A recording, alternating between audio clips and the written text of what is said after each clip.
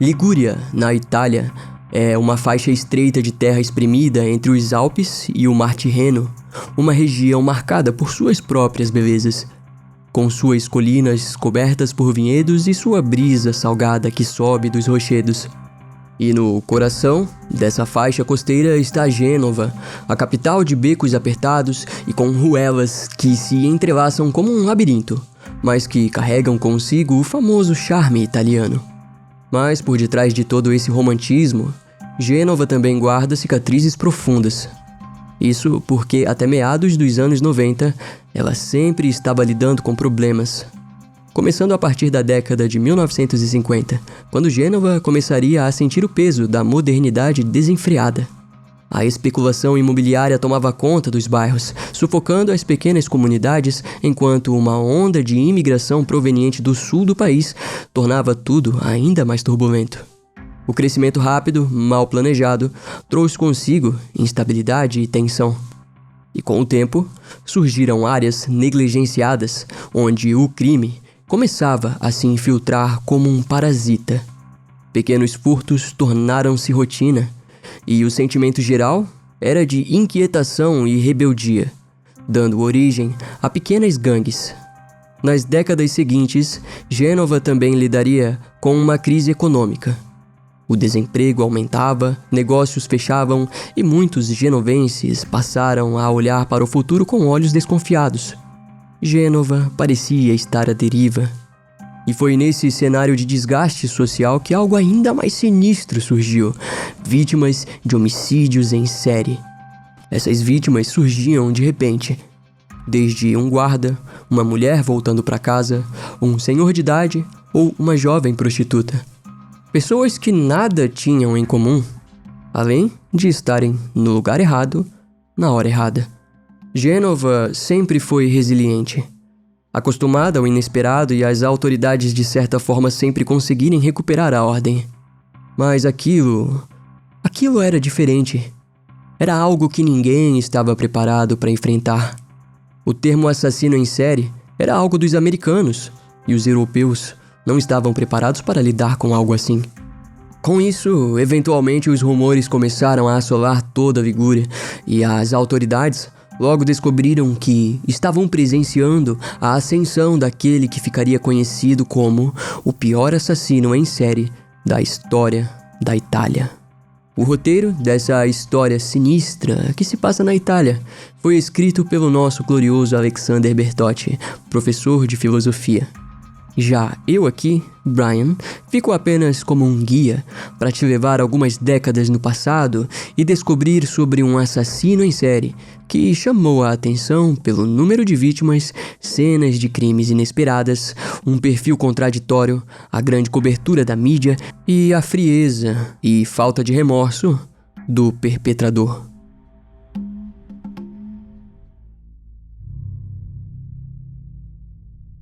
A manhã do dia 16 de outubro de 1997 começou como outra qualquer nas ruas altas dos apartamentos discretamente empoeirados de Gênova. Logo, porém, a comunidade foi abalada por uma notícia perturbadora.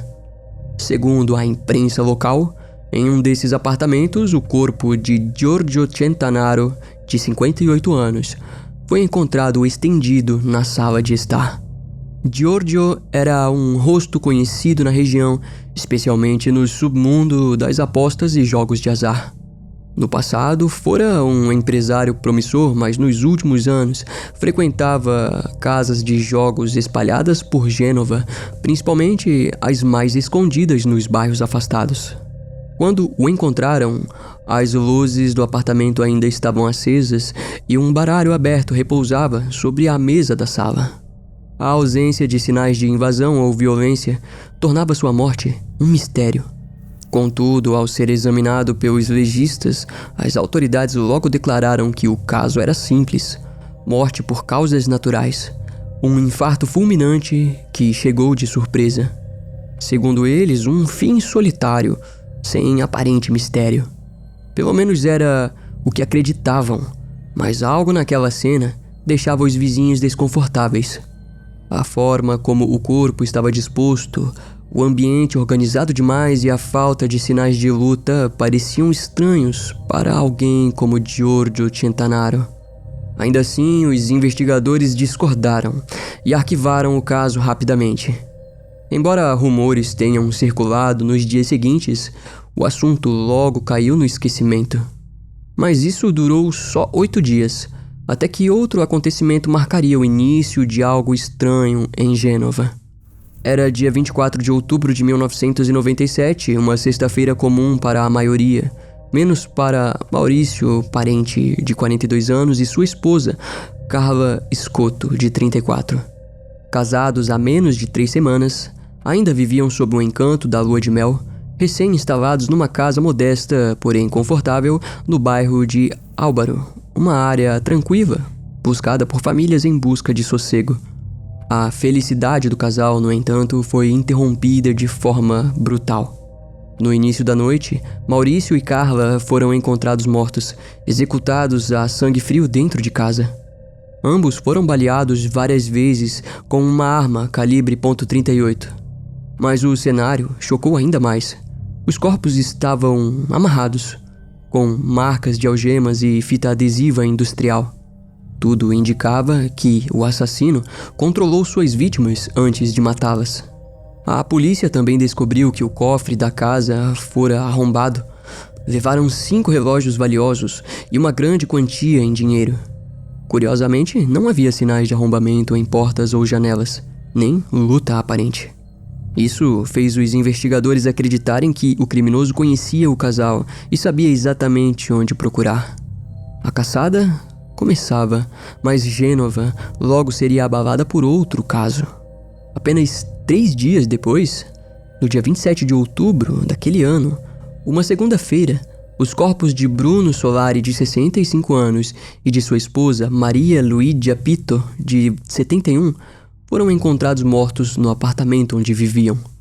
A morte dos idosos chocou ainda mais, pois Bruno e Maria eram joalheiros respeitados, donos de uma loja que por décadas atendeu toda a região.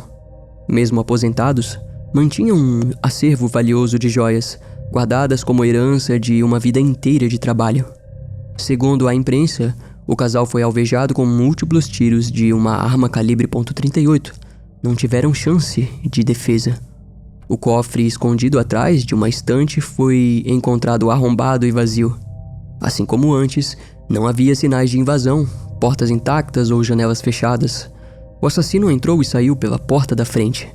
A polícia classificou o crime como homicídio doloso com roubo qualificado, mas as semelhanças com o caso anterior tornavam impossível ignorar.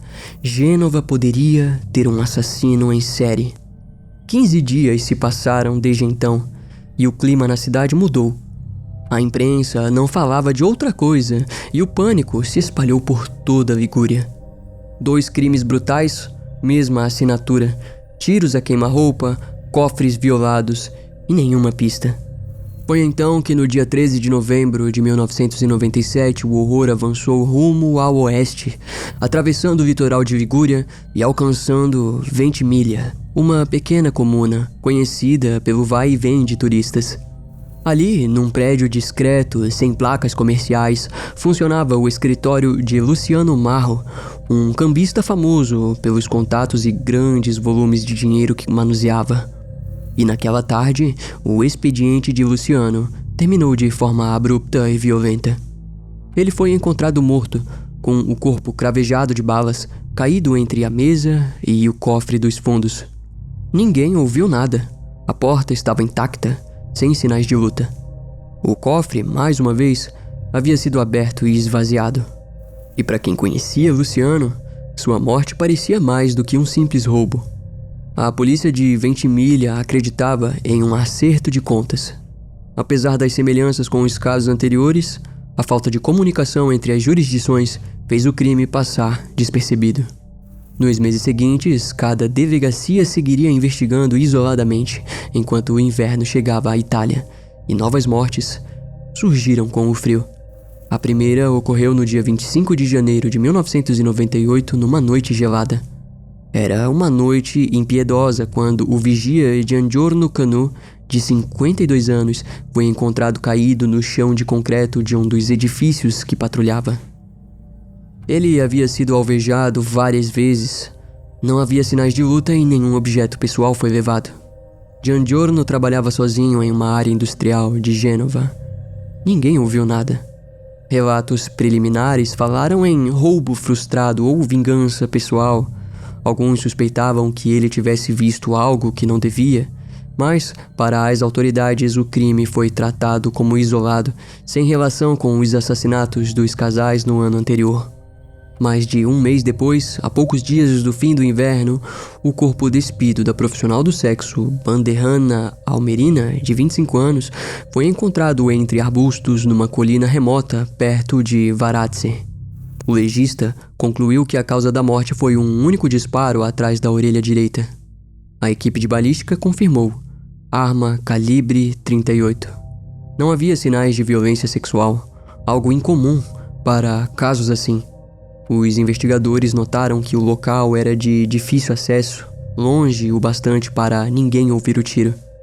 A morte provavelmente ocorreu entre 3 e 4 horas da madrugada do dia anterior. Devido ao perfil da vítima, o caso foi tratado como isolado, até que, 3 dias depois, mais um corpo apareceu. Dessa vez em Pietra Ligure, a cerca de 70 quilômetros dali, próximo ao Hospital Geral Corona, em um terreno baldio. O cadáver era da profissional do sexo russa Ludmila Subskova, de 23 anos. Diferente de Banderhana, Ludmila estava totalmente vestida, mas também apresentava apenas um ferimento fatal, um único disparo de calibre 38 atrás da orelha direita. O legista também não encontrou sinais de violência sexual ou agressão física. A semelhança entre os casos era evidente. Em ambos, as vítimas foram executadas de forma limpa, sem excesso de brutalidade. Esses assassinatos deixaram os investigadores intrigados, já que a arma do crime era a mesma. Ainda assim, a falta de comunicação entre as autoridades fez com que os casos fossem vistos como isolados, algo comum quando mulheres como elas são mortas por cafetões. Assim, março seguiu com novas mortes. De volta à região de Ventimiglia, o cambista Enzo Gorni foi encontrado morto caído sobre sua mesa de trabalho. Assim como Luciano Marro, ele foi alvejado por uma arma calibre 38 e teve o cofre do escritório esvaziado. Novamente, não havia testemunhas, nem rastros do assassino. E não parou por aí. Poucos dias depois, outro crime chocou Gênova. 2 vigias noturnos, Máximo Gualilo e Cândido Rando, foram encontrados mortos alvejados várias vezes por uma arma calibre 38. Seus corpos estavam próximos, aos pés de uma árvore, como se tivessem sido surpreendidos durante a ronda, sem chance de reação. No entanto, eles não estavam sozinhos. Ali perto, entre arbustos, havia um terceiro corpo. Quando encontrado, os socorristas notaram que a vítima ainda respirava. Ela foi levada às pressas ao hospital e, após horas de cirurgia, sobreviveu. Era uma transexual com o nome Júlio Castro, mais conhecida como Lorena, de 24 anos. Em seu depoimento, Lorena contou que foi baleada 2 vezes no abdômen, mas fingiu estar morta até o assassino ir embora. Segundo ela, o criminoso claramente queria matá-la e tinha um comportamento estranho e frio. Lorena ainda afirmou ter certeza de que ele também era o responsável pela morte das outras profissionais do sexo. E os investigadores não podiam ignorar as semelhanças. A balística confirmou que os disparos contra os vigias e Lorena vieram de uma arma calibre 38. Pela primeira vez, tornou-se impossível não ligar os crimes, algo que a imprensa já fazia. Com a ajuda de um desenhista forense, Lorena colaborou para criar o primeiro retrato falado do suspeito. Segundo ela, o homem era alto, com feições marcantes e um olhar vazio. E quando o esboço foi divulgado ao público, os investigadores acreditavam que o assassino diminuiria seus ataques. No entanto, estavam redondamente enganados. Com o silêncio das autoridades, os jornais começaram a especular e moradores passaram a evitar sair à noite. Assim, apenas 5 dias depois, No dia 29 de março de 1998, outra vítima foi registrada. Mais uma vez, tratava-se de uma profissional do sexo, a nigeriana de 27 anos Evelyn Ezohi Endogai, conhecida nas ruas como Tessie Adopo. Assim como as anteriores, Evelyn foi executada com um único disparo de arma calibre 38. Naquele momento, os investigadores já não podiam negar as semelhanças. Apesar de laudos balísticos confirmarem repetidamente o uso da mesma arma, insistiam em tratar os assassinatos como casos isolados. Para eles, eram crimes passionais, disputas de máfia ou vinganças do submundo local. Além disso, a fragmentação do sistema judicial se tornou um obstáculo ainda maior. Anos depois, revelaram que promotores investigavam os crimes sem trocar informações e departamentos de polícia atuavam de forma totalmente independente, acumulando folhas ao longo do caso. Em coberturas posteriores, descobriu-se que algumas cenas de crime foram contaminadas ou analisadas de forma negligente. Pontas de cigarro supostamente deixadas pelo assassino foram ignoradas e nunca periciadas. Além disso, evidências desapareceram antes mesmo de chegar ao laboratório. No geral, à época, a investigação foi um verdadeiro caos. Enquanto isso, o assassino seguia impune, aperfeiçoando seus crimes. O ápice ocorreu no dia 12 de abril, domingo de Páscoa, quando ele se mostrou ainda mais ousado. Naquela tarde, a enfermeira Elisabetta Zopetti, de 32 anos, casada e mãe de uma criança de 4 anos, embarcou no trem Intercity 631, que ligava Gênova a Veneza. A viagem deveria ser tranquila, mas não foi. Seu corpo foi encontrado em um dos banheiros do trem. Ela havia sido executada com um único disparo na cabeça, novamente uma arma calibre 38. O assassinato a bordo de um trem interestadual marcou um ponto de virada. Mas as autoridades ainda hesitavam em ligar o caso aos outros homicídios por se tratar de um perfil de vítima diferente. 2 dias depois, no dia 14 de abril, outro corpo apareceu, agora nas colinas ao redor de Gênova. A vítima era a profissional do sexo de origem eslava Mema Valbona, conhecida como Cristina Quala, de 22 anos. Ela também foi morta com um único disparo na cabeça, sem sinais de luta ou violência sexual. A execução seguiu o mesmo padrão, um tiro a queima-roupa num local isolado durante a madrugada. A hora da morte estimada foi entre 3 e 4 horas da manhã, confirmando o padrão que já aterrorizava toda a Ligúria. Os jornais explodiram em suspeitas e rumores que assombravam Gênova, quando apenas 4 dias depois, outra jovem foi assassinada.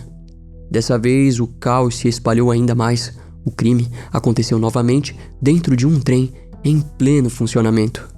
A vítima era Maria Ângela Rubino, uma babá de 32 anos, mulher respeitada, discreta e sem qualquer ligação com o submundo ou a prostituição. Assim como Elisabetta, Maria foi encontrada dentro de um dos banheiros do trem que fazia a rota de Gênova para Ventimiglia. Ela foi executada com um tiro na cabeça, calibre 38. Sua morte marcou um novo estágio de terror em Gênova, deixando claro que o assassino cruzava o limite entre mundos, atacando mulheres de perfis completamente diferentes. E enquanto profissionais do sexo eram levadas para colinas e mortas de madrugada, mulheres, entre aspas, de respeito, eram mortas em plena luz do dia. Com esse crime não restaram dúvidas, a hipótese do assassino em série era real. A tensão ultrapassou as investigações e tomou conta da sociedade italiana. Os assassinatos de 2 mulheres que eles consideravam mais respeitáveis em transporte público provocaram revolta nacional. Rádios, jornais e TV não falavam de outra coisa. Manchetes estampavam rostos, teorias e folhas da polícia. A população exigia respostas. Pela primeira vez desde o início da matança, o Estado teve de agir à altura. Então, uma força-tarefa foi criada, reunindo os melhores investigadores disponíveis. No entanto, uma verdade incômoda ficou evidente. A segurança pública italiana era falha. A imprensa expôs câmeras quebradas, perícias mal conduzidas e a falta de comunicação entre polícias. Estava claro que o sucesso do assassino se devia aos erros investigativos. E o monstro sabia disso. Pela primeira vez, a Itália, orgulhosa de sua tradição policial, se via diante de um inimigo que colocava tudo à prova. Os jornais impuseram o apelido de Monstro de Ligúria, ou simplesmente Assassino dos Trens. Finalmente, as autoridades de Gênova admitiram suspeitar que um único homem fosse o responsável por todos os corpos de mulheres encontrados desde março de 1998. Com isso, milhares de policiais foram enviados para o noroeste da Itália, enquanto o governo pedia cautela à população. Mulheres que viajavam sozinhas eram orientadas a permanecer em vagões próximos ao maquinista ou, se possível, evitar viagens desacompanhadas. Porém, essa grande caçada fez com que um novo crime passasse despercebido no início. No dia 20 de abril de 1998, a violência atingiu um posto de gasolina Agip, entre Arma de Tágia e Impéria, na calma costa da Riviera Italiana.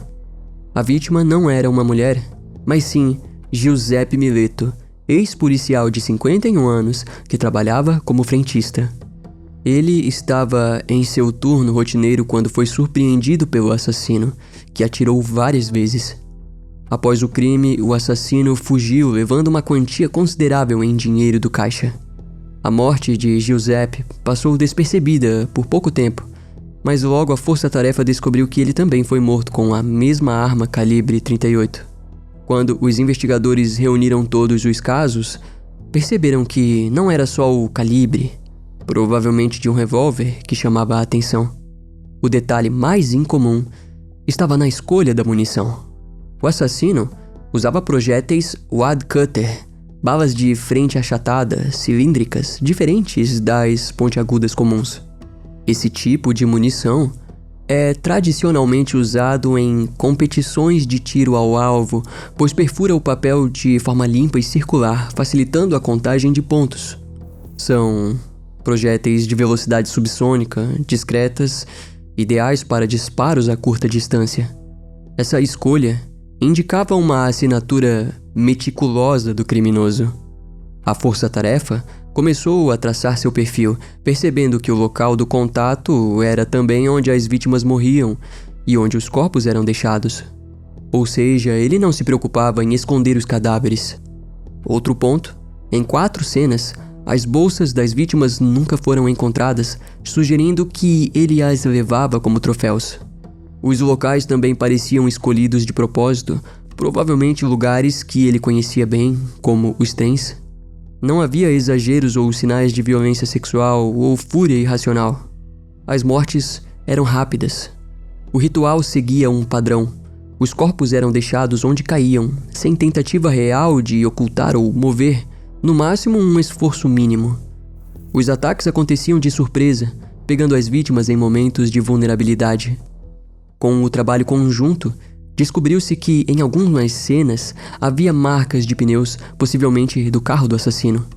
A força-tarefa notou também que ele tentava eliminar qualquer vestígio, principalmente impressões digitais. Mas começava a se descuidar.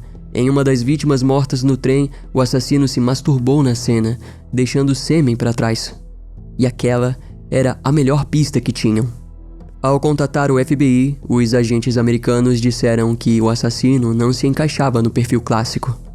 Enquanto a maioria desses criminosos age com método e frieza, o monstro da Ligúria parecia perdido, sem clareza do que fazia. Não havia motivação profunda, como ódio por mulheres, vingança ou o desejo de destruir algo das vítimas. Para ele, matar era um fim em si mesmo. E isso o tornava ainda mais perigoso, forçando a investigação a agir com urgência. Apesar de já saberem muito sobre o assassino, o verdadeiro avanço só começou graças a Lorena, a transexual sobrevivente. Ela informou aos investigadores que o criminoso poderia usar uma Mercedes-Benz preta, o que deu início a uma grande busca pelo carro. A sorte, porém, ajudou. Um homem apareceu na delegacia de Gênova com uma história curiosa. Ele contou que havia algo estranho na Mercedes preta modelo W201-190 que comprou de um sujeito que descreveu como esquisito. Segundo ele, o vendedor parecia ansioso para se livrar do carro, a ponto de não ajudar nem com os documentos de transferência. O comprador disse ainda que o homem era suspeito e que poderia ser um criminoso. Logo, notou também que o veículo acumulava um alto valor de multas de pelo menos 41 pedágios não pagos. E isso motivou ele a procurar a polícia. Os registros de pedágios mostravam o carro circulando por diferentes locais de Ligúria, como Gênova e Ventimiglia. A pista levou o veículo para análise. As rodas foram comparadas com marcas de pneus encontradas em cenas de crimes. E quando o resultado saiu, ficou comprovado: os pneus eram compatíveis com as evidências. Eles tinham em mãos o carro do assassino. Novos testes forenses também detectaram vestígios de sangue humano em um dos bancos. Então, seguindo as informações do comprador, os investigadores localizaram o vendedor do carro, Donato Bilancia, de 47 anos. Um homem solitário, com histórico de pequenos crimes e registro de internação psiquiátrica. Quando encontrado, muitos não acreditaram que ele pudesse ser o temido assassino de Ligúria. Afinal, era apenas um homem de 40 e poucos anos, de aparência apagada, conhecido por delitos menores, sem histórico de violência grave. Ele não se encaixava no estereótipo frio e ameaçador de um assassino em série. A incredulidade da força-tarefa foi imediata. Seria mesmo possível que aquele sujeito introvertido tivesse por trás de tantos crimes? Ao entrevistar amigos de Donato, os investigadores ouviram poucos episódios estranhos, nada que indicasse quem ele realmente era. O que mais chamava a atenção era que, com frequência, ele chegava acompanhado de mulheres provocantes sobre as quais fazia comentários ofensivos, sempre relacionando-as a prostitutas. Por outro lado, várias mulheres que o conheciam descreviam Donato de forma oposta, um homem refinado e gentil. Cortês, educado, do tipo que abre a porta do carro, puxa a cadeira do restaurante e elogia com suavidade, um verdadeiro cavalheiro. Diante disso, os investigadores continuavam se perguntando: poderia ele ser o assassino? Havia uma forma de tirar essa dúvida. A força-tarefa tinha amostras genéticas do criminoso. Faltava apenas conseguir uma de Donato para comparar. Bastava uma única célula de seu DNA para confrontá-lo. No entanto, isso não seria simples. Uma abordagem direta poderia alertá-lo, levando à destruição de provas e até da arma do crime. Assim, os investigadores iniciaram uma verdadeira missão de espionagem. O objetivo era segui-lo discretamente, observar cada hábito e esperar o momento certo para coletar algo que contivesse seu DNA. Um copo abandonado, uma bituca de cigarro, um fio de cabelo esquecido em uma cadeira, qualquer pista. A caçada do assassino de Ligúria estava finalmente chegando ao fim. Durante 10 dias, a força-tarefa manteve Donato Bilancia sob vigilância constante. Ele era o suspeito número 1 de uma série de crimes que chocaram o país, e os investigadores sabiam que qualquer deslize poderia comprometer tudo. Seguiram cada passo com cuidado, cada hábito ou cada gesto era registrado, principalmente os que pudessem deixá-lo vulnerável.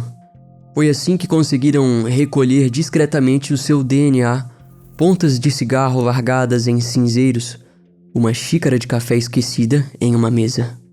Esses detalhes tornaram-se peças-chaves para o caso. As amostras foram levadas ao laboratório e comparadas com o material genético encontrado nas cenas dos assassinatos. E dias depois, o resultado confirmou: o DNA era compatível. Donato Bilancia era o assassino que procuravam. No dia 6 de maio de 1998, com as provas reunidas, a polícia bateu a porta de sua casa em Gênova. Ele não resistiu, nem demonstrou surpresa. Na residência, além de provas físicas, encontraram um revólver calibre 38 carregado com munição Wad Cutter. Sob custódia, Donato permaneceu calado. Mas após 8 dias de interrogatório intenso, finalmente quebrou o silêncio. Durante 2 dias, contou tudo. Falou e até desenhou diagramas detalhados de cada assassinato. Para a surpresa da força-tarefa, confessou 17 homicídios, mesmo sendo suspeito oficial em apenas 9. Donato não se importava, simplesmente decidiu contar tudo, mesmo sabendo que isso resultaria em uma pena mais severa. Entre os homicídios confessados estava o de Giorgio Centanaro, de 1997, um caso encerrado como morte natural. Isso deixou claro que ele escapou da justiça por mais tempo do que se imaginava, e sua habilidade de matar era ainda mais traiçoeira. A imprensa ficou perplexa ao ver o número de vítimas saltar para mais de uma dezena. Todos queriam entender como Donato Bilancia se tornou um assassino. Até então, a Itália nunca tinha lidado com um assassino em série como ele. A natureza do caso era inédita, e o perfil de Donato não ajudava a explicar. Um homem de aparência comum, sem histórico de violência extrema, estava no centro de assassinatos brutais. Aquilo não fazia sentido, despertando o interesse de investigadores, jornalistas e especialistas em comportamento criminal. Em entrevistas, antes do julgamento, Donato contaria tudo sobre sua vida. Ele nasceu em 1951 na comuna de Potenza, no coração de Basilicata, uma região pobre e esquecida no sul da Itália. Quando tinha cerca de 5 anos, sua família decidiu buscar oportunidades melhores e se mudou para o norte do país. Primeiro, viveram em Piemonte, depois se estabeleceram em Gênova, capital da Ligúria. Os primeiros anos de Donato foram marcados por um ambiente difícil, com uma mãe controladora e rígida. Grande parte do conflito vinha do fato de Donato sofrer de enurese noturna crônica. Ele molhava a cama com frequência. Ao invés de apoio, recebia punições. A mãe expunha o problema publicamente, colocando o colchão molhado na varanda onde todos os vizinhos podiam ver. Isso se repetiu até os 12 anos de idade, quando parou de urinar na cama. Mas seus problemas não pararam por aí. Donato tinha um pênis subdesenvolvido usado por uma tia para humilhá-lo constantemente. Segundo ele, a tia puxava sua cueca na frente dos primos para mostrar. Na adolescência, entre 14 e 15 anos, decidiu mudar de nome e passar a se chamar Walter, não de forma legal, mas como tentativa de se reinventar. Ele abandonou o ensino médio e tentou trabalhar, mas não conseguia manter os empregos. Acabou pulando de bicos como mecânico, barman, padeiro e entregador. Sem estabilidade, logo se envolveu em pequenos crimes. O primeiro foi o roubo de uma moto. Donato foi preso e levado a julgamento. Avaliações concluíram que ele não sabia distinguir o certo do errado, o que resultou em sua libertação. Mais tarde, foi preso de novo por furtar um caminhão carregado de doces de Natal, que tentou revender em frente a um supermercado. Preso novamente, o tribunal chegou à mesma conclusão. Sua pouca idade e incapacidade de entender o que era certo ou errado o tornavam um jovem problemático. Em 1974, aos 23 anos, foi detido por porte ilegal de arma. Anos depois, foi internado na ala psiquiátrica do Hospital Geral de Gênova, mas não permaneceu por muito tempo. Ele fugiu, mas logo foi capturado de novo e condenado a 18 meses de prisão por roubo. A partir daí, sua vida virou um ciclo de prisões e fugas. Cumpriu penas na Itália e na França por furtos, roubos armados e assaltos. Em 1981 foi preso com 2 comparsas por assalto à mão armada, recebendo pena de 2 anos e 4 meses. Em 1985 foi denunciado por envolvimento em jogos ilegais. 2 anos depois, um episódio perturbador abalou a família. Seu irmão mais velho cometeu suicídio, jogando a si mesmo e o filho de 4 anos debaixo de um trem. Ambos morreram na hora. Nos anos seguintes, Donato se envolveu em outras situações problemáticas, como agressão contra uma profissional do sexo e denúncias por insinuações sexuais contra uma mulher. Durante sua onda assassina, também foi citado várias vezes por envolvimento em cassinos nas comunas de São Vicente e San Remo. Apesar da ficha criminal extensa, até os 47 anos, Donato não tinha histórico de violência letal. Nunca havia cometido homicídio ou tentativa de assassinato. Nunca tinha erguido a mão para matar alguém. Era de fato um marginal, mas longe de ser um assassino, como foi descoberto. No entanto, Com o tempo, Donato se tornou um reflexo distorcido de sua própria história conturbada.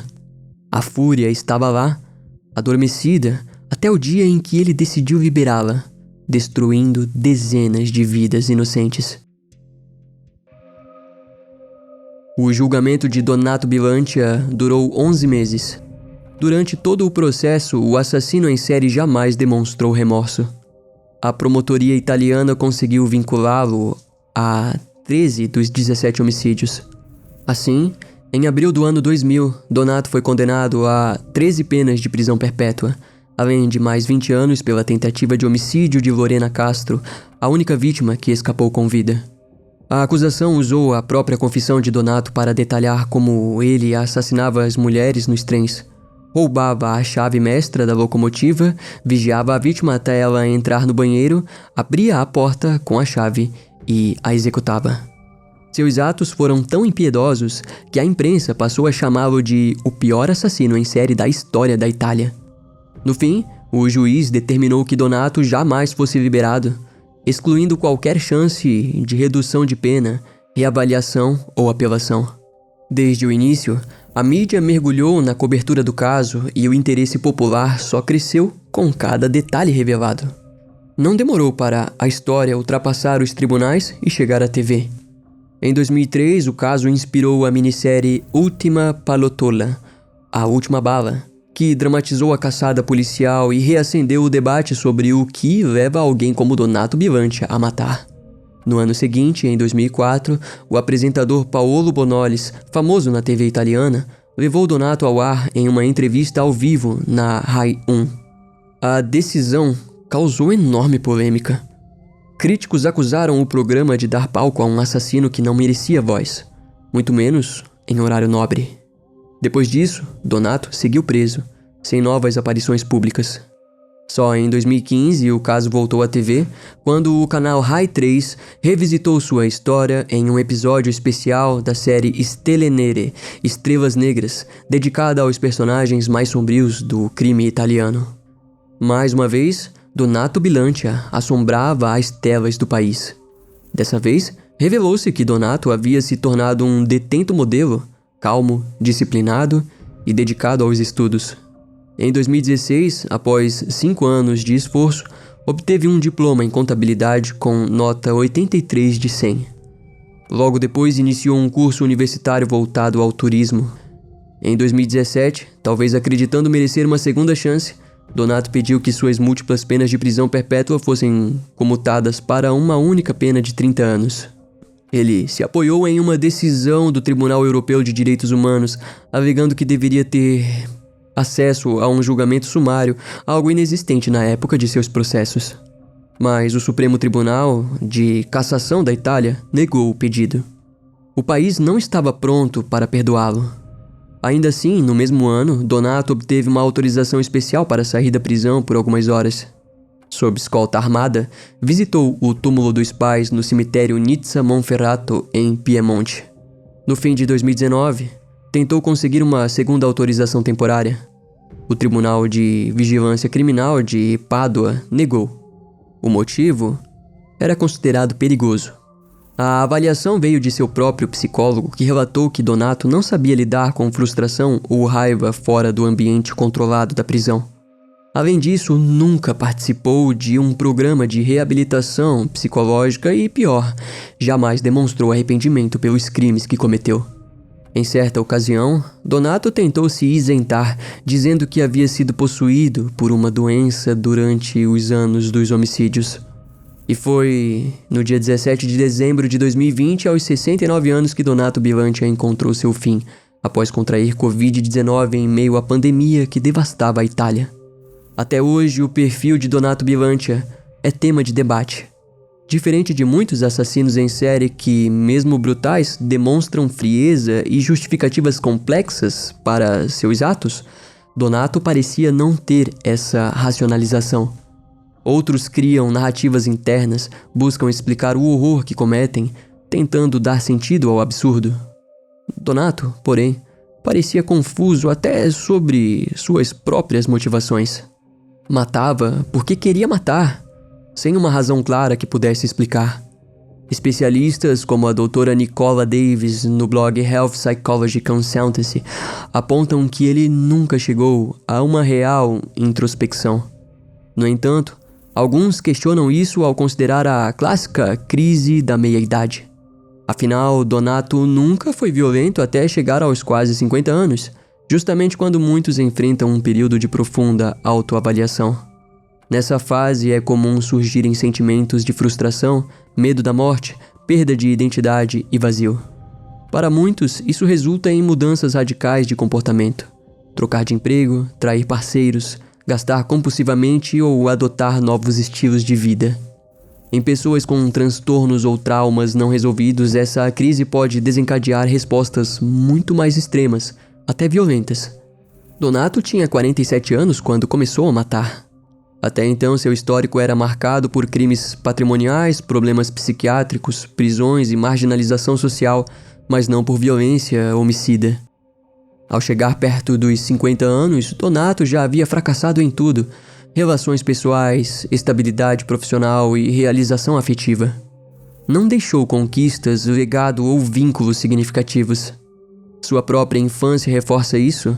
Basta lembrar da tentativa frustrada de se reinventar como Walter, que não deu em nada. Sob essa ótica, Donato pode ter sentido que não havia mais tempo para mudar. Talvez tenha abandonado qualquer moral ou limite que ainda tivesse, passando a matar pessoas que, de algum modo, representavam algo em sua mente distorcida. Velhos aposentados, como ele mesmo, empresários, um frentista, profissionais do sexo e mulheres comuns. Todas essas vítimas pareciam simbolizar pilares diferentes de sua vida profissional, social e afetiva. Mas claro, isso não explica totalmente sua motivação. Se houve uma crise, ela só encontrou espaço porque Donato era um homem atormentado, instável, com um passado disfuncional e sem apoio emocional real. Além disso, talvez houvesse nele uma necessidade profunda de controle sobre tudo ao redor. Donato canalizou por muito tempo uma escuridão que ainda hoje permanece impossível de entender por completo. Algo mais profundo do que podemos vislumbrar apenas com os fatos. E tudo isso tornou ele um criminoso singular dentro do estudo da criminologia italiana.